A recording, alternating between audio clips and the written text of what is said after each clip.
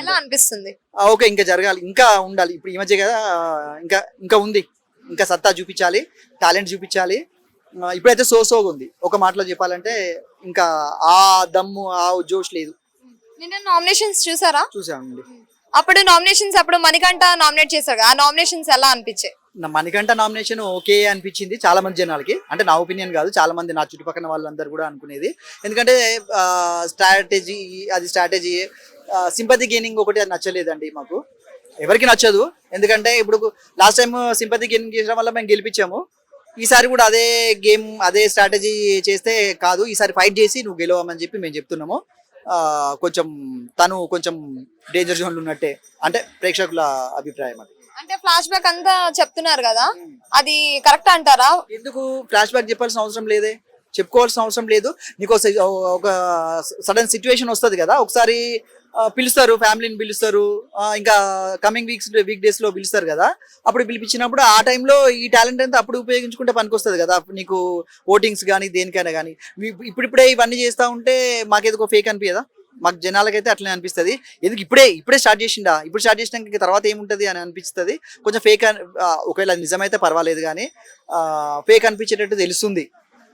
So మేము అందుకు నమ్మడం లేదు. అదొకటి. ఇప్పుడు నామినేషన్స్ లో సీత బేబక్క నామినేట్ చేశారు కదా, ఇలాగా 2 కర్రీస్ చేశారు అని చెప్పి, అది ఎలా అనిపించింది? అది అసలు ఈసారి లాస్ట్ టైం కూడా కొంచెం అట్లా ఉండేది, సిల్లీ థింగ్స్ కి నామినేషన్ అనేది. ఈసారి మరీ చిన్న పిల్లల్లాగా అది కర్రీస్ కోసం అని, లేదంటే నువ్వు నన్ను చూసినావు, నేను నిన్ను చూసినా, నువ్వు తుమ్మావు, దగ్గావు, ఇట్లాంటి వాటి కోసం నామినేషన్ పెట్టుకుంటే చూసేవాళ్ళం పిచ్చోళ్ళమా? మమ్మల్ని పిచ్చోళ్ళని చేసినట్టు తప్పితే ఏం లేదు. ఒక నామినేషన్ చేసిందంటే స్ట్రాంగ్ రీజన్ ఉండాలి అని సీజన్ 1 నుంచి చెప్తూనే ఉన్నారు. ఇది ఎవరు ఫాలో అవ్వట్లేదు. ఇట్లా అయితే నామినేషన్స్ ఇవన్నీ కూడా మాకు ఫేక్ అనిపిస్తుంది. ఏదో చేయాలి కాబట్టి చేస్తానేమో అనిపిస్తుంది. బేబక్క నామినేషన్ కొంచెం అన్ఫేర్ అనిపించినట్టు ఉంది జనాలకి. ఎందుకంటే ఆమె టాలెంటెడే, ఆమె టాలెంట్ ఇంకా చూపించలేదేమో. మీకు అందరికి తెలుసా ఆమె టాలెంట్. సో అది కొంచెం అన్ఫేర్ అనిపించింది. అంటే సోనియా వచ్చి నుంచి ఆర్గ్యూ చేస్తారు కదా, కరెక్ట్ పాయింట్ మీద ఆర్గ్యూ చేస్తారా, లేదు అంటే ఏంటి?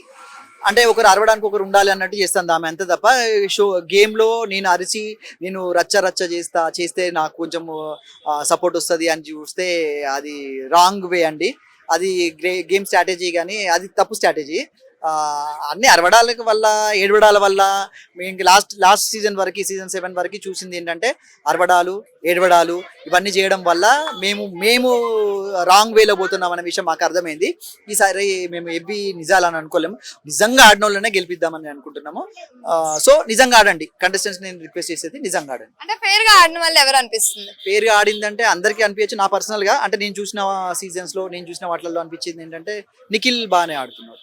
అంటే తన గేమ్, అఫ్ కోర్స్ తను అరుస్తున్నాడు, అగ్రెసివ్ అవుతాడు అని అనుకున్నా కూడా ఏమో ఆయన మెంటాలిటీ, ఆయన యాటిట్యూడ్ అదేమో, ఆయన నేచర్ అట్లాంటిది కావచ్చు. కొంచెం జెన్యూనిటీ కనబడ్డట్టు అనిపిస్తుంది.